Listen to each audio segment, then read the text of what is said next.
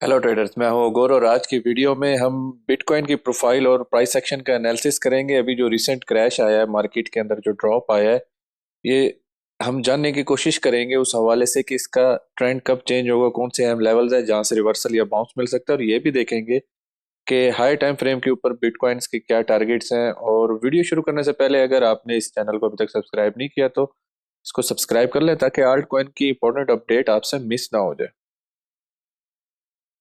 Traders, यहाँ पे मैं आपको एक इम्पोर्टेंट चीज़ बताना चाहता हूँ कि 28 दिसंबर को मैंने एक अपडेट दी थी जब हमारी ऑप्शन एक्सपायरी आ रही थी। तो वहाँ पे ये मैंने फ्री में अपडेट दी थी। जो हमारा डिस्कॉर्ड का सर्वर है, डिस्कॉर्ड का जो ग्रुप है, उसके अंदर फ्री के अंदर ये मैंने अपडेट दी थी 28 दिसंबर को। उसके अंदर बताया था कि जो हमारी इसमें मैंने बताया था कि जो हमारी लार्जेस्ट ओपन इंटरेस्ट 7.6 बिलियन की हमारी ऑप्शन एक्सपायरी आ रही है वो 29 को है। तो उस सुबह 8 बजे यानी कि दिसंबर की, उसमें एक सिनेरियो हो सकता है कि हमें एक ड्रॉप और क्विक रिकवरी मिले। यानी कि एक ड्रॉप आए हमारी प्राइस में और क्विक रिकवरी मिले। I decline to 40K would cause a significant distress for the bulls. यानी कि अगर हम 40K से 40K तक हमें ड्रॉप मिलता है तो उसके अंदर बुल्स को काफी परेशानी हो सकती है। और अगर 45K हमारा ब्रेक होता है तो उसके लिए जो जिन लोगों ने शॉर्ट किया हुआ है, जिन लोगों ने इस एरिया से शॉर्ट किया हुआ है, यहाँ से शॉर्ट किया हुआ है, उन लोगों के लिए परेशानी हो सकती है कि अगर हमारा 40K ब्रेक हो। तो ये मैं एक्सपेक्ट कर रहा था 29 ऑफ द दिसंबर को कि इस तरह से एक सिनेरियो बने कि जिसके अंदर 45K ब्रेक हो और फिर जो है हम 40K की तरफ जाएं, या 40K ब्रेक हो तो फिर हम 45K की तरफ जाएं, क्योंकि ऊपर और नीचे दोनों साइडों पे बहुत अच्छी हैवी किस्म की लिक्विडेशंस पड़ी हुई थी।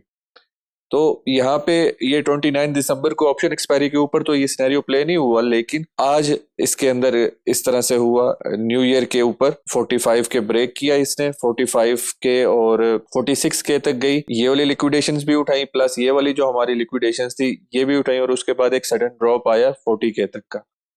तो ये वो सीन थी जो पहले ग्रुप के अंदर, फ्री ग्रुप के अंदर बता दी गई थी।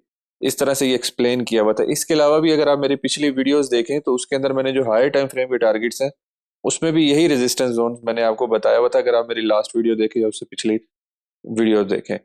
अब यहाँ पे हुआ क्या टेक्निकली, ये तो हो गई बात एक प्रिडिक्शन की, एनालिसिस की। अब मैं आपको थोड़ा सा टेक्निकली समझाता हूँ। यहाँ पे एक हमने हाई फॉर्म की, यहाँ पे एक हमने लो फॉर्म की। अभी तक बिटकॉइन ने इस लो को ब्रेक नहीं किया।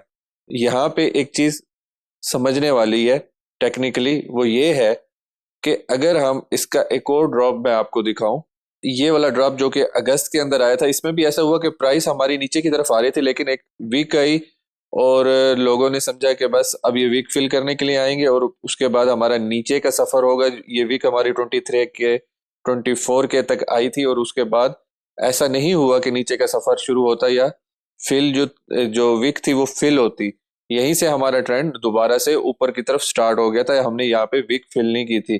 अब जिन लोगों ने इस वीक को लो समझा था या जिन लोगों ने इस बॉडी को लो समझा था, उन दोनों के अपने अपने अंदाजे थे। लेकिन मैं यहाँ पे ये इस बताना जरूरी इसलिए है कि यहाँ पे भी हमारी काफी लिक्विडेशंस पड़ी थी इस पंप की, जो उठाने के लिए यहाँ पे हमारी ये वाली विक लगी थी। इसके पीछे और भी काफी चीजें थी, उसकी डिटेल में नहीं जाते, लेकिन मैं जस्ट आपको एक रेफरेंस देना चाह रहा हूँ कि हो सकता है यहाँ पे भी इसी तरह का सिनेरियो प्ले हो कि यहाँ पे कुछ अरसा हम साइडवेज रहें, हमारी वीक फिल ना हो और यहीं से हमारा ऊपर का सफर स्टार्ट हो जाए। उसकी रीजन क्या है?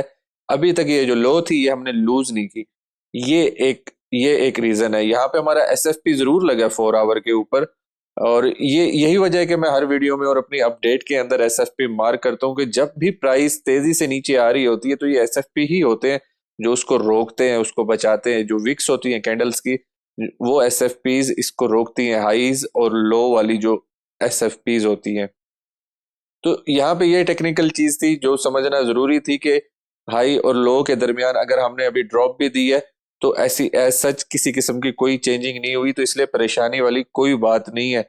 इससे नीचे थोड़ी सी परेशानी वाली बात होगी कि हमारा ट्रेंड चेंज होगा जब हम 40K से नीचे ब्रेक करेंगे। तो फिर उसके बाद हम कुछ अरसे के लिए जो है ना मीडियम टाइम फ्रेम के ऊपर डाउन ट्रेंड के अंदर आ जाएंगे।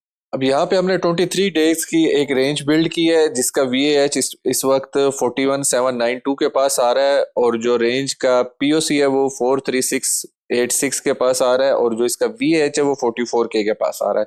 यहाँ पे अब ये चीज समझना जरूरी है कि हमें नीचे जाने के लिए रेंज VAL यानी 41.792 को लूज करना है, और अगर हमने ऊपर जाना है, बुलिश होना है, तो फिर हमें 43.68 को लाजमी क्लेम करना है, यानी कि 44K के एरिया को क्लेम करना है, इसको सपोर्ट बनाना है। तो फिर जाके हम कह सकते हैं कि हमारा जो सफर है वो ऊपर की तरफ स्टार्ट होगा। जितनी देर हम इसके नीचे ट्रेड करेंगे, कुछ हम नीचे जाने के चांसेस ज्यादा होंगे, लेकिन जैसे ही हम इस POC से ऊपर ट्रेड करेंगे और VAH से ऊपर ट्रेड करेंगे तो ऊपर जाने के चांसेस ज्यादा होंगे। तो ये दो सिनेरियोज हैं बिटकॉइन के ऊपर जो आपने याद रखने हैं। इस रेंज के हवाले से ये तीन चीजें आप अपने चार्ट्स के ऊपर मार्क कर लें। यहाँ पे मैं एक और चीज भी आपको बताना चाहूंगा कि जो हमारा CME गैप था, हमने ये जो इस वीक, इस हॉलीडे की यानी न्यू ईयर की हॉलीडेज के अंदर हमने जो बिल्ड किया था, जो कि 42,400 और 43,900 के पास था, काफी बड़ा था। ये भी मैंने अपडेट ग्रुप के अंदर डाली हुई थी कि भाई हमारा काफी बड़ा यहाँ पे CME गैप बना हुआ है। यहाँ पे CME गैप जो है हमारा यहाँ पे काफी बड़ा है, ह्यूज है। तो इसके लिए जो है हमें एहतियात करनी चाहिए। और वही हुआ कि CME गैप हमारा मुकम्मल तौर पे फिल हो गया, लेकिन यहाँ पे नीचे हमारा 40K के ऊपर भी एक CME गैप है जो कि अभी तक फिल नहीं हुआ, तो इसके ऊपर भी नजर रखना। हाई टाइम फ्रेम पे जिस तरह से मैंने आपको बहुत अरसे से इस वीडियो में कह रहा हूँ कि हमारी जो असल रेजिस्टेंस है वो ये वाली रेंज होने वाली है, ये वाली रेंज हमारी होने वाली है। अब इसका जो VAH था, पहले इसका हमारा VAL और ये POC का एरिया हमारे रेजिस्टेंस बना रहा है यहाँ पे। अब इसके बाद जो इसका VAH है यानी कि 44.217, ये इसका रेजिस्टेंस बना हुआ है, और ऊपर POC जो है वो 47 के ऊपर है। लेकिन हमारी प्राइस 47 तक तो नहीं जा सकी, लेकिन यही VAH हम इसके ऊपर हम ट्रेड नहीं कर पाए, इसको क्लेम नहीं कर पाए, यानी कि 44.217 के ऊपर हमारी एक भी डेली कैंडल जो क्लोज हुई अगले दिन ही नीचे की तरफ आ गई। तो ऊपर जाने के लिए 44 के हमारा बहुत जरूरी है, अदरवाइज नीचे हमारे पास 38,974 और 37,6 ये हमारी रेंज का POC और VAL है। अब मैं लोअर टाइम फ्रेम पे आपको बताता हूं कि इन केस अगर हम ये लूज कर जाते हैं, ये वाली रेंज लूज करते हैं, तो फिर हमारे पास नीचे 37,258 का ये वाली एक रेंज है, जो कि मैं आपको छोटे टाइम फ्रेम पे दिखाऊं। ये वाली रेंज हमने बिल्ड की थी, ये काफी इंपॉर्टेंट होने वाली है। यहाँ से अगर हमें बाउंस मिलता है तो वेल एंड गुड है, नहीं तो फिर हमारे पास जो नेक्स्ट है वो हमारे पास 3478 यानी कि 34.7 और 33.9 यानी कि ये वाली रेंज है, इसकी लिक्विडिटी है। यहाँ पे हमारा SFP भी मौजूद है। तो ये काफी इंपॉर्टेंट रेंज होने वाली है अगर हमने ये वाली रेंज लूज कर दी। लेकिन हमारे जहन में जो अभी तक बात है कि यहीं से हमारे ट्रेंड को कंटिन्यू होना चाहिए, क्योंकि काफी प्राइस गिरी है, डिक्लाइन हुई है। थोड़ा सा ETF का भी इशू बना हुआ है, जिसकी वजह से कुछ फेक न्यूज और कुछ अच्छी न्यूज भी आ रही है, जिसकी वजह से यहाँ पे पैनिक सेलिंग हमें देखने को मिली है।